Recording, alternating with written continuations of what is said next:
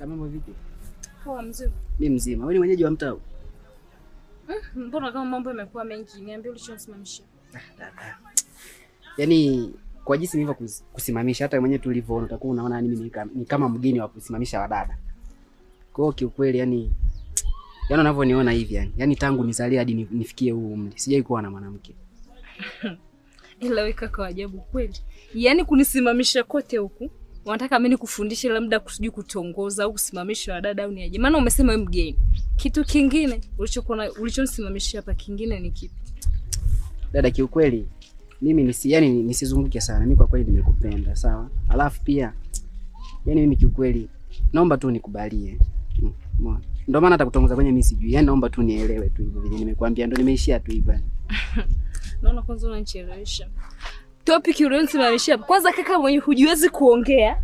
Sijui kwanza kwanza umetoka kijiji gani? Yaani hisi kijiji ulichotoka hakuna watu. Umezoea kuongea sijui na miti, sijui mapanga, sijui nini. Siku nyingine ujifunze. Usiweze kusimamisha watu.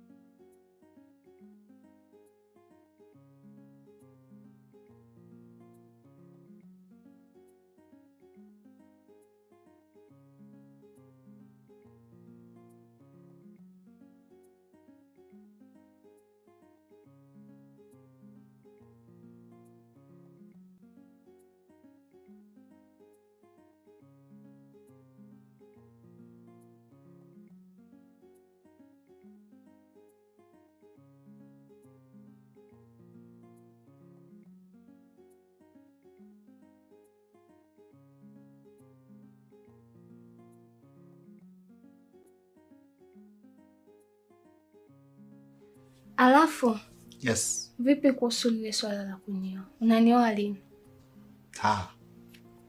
Unajua baby,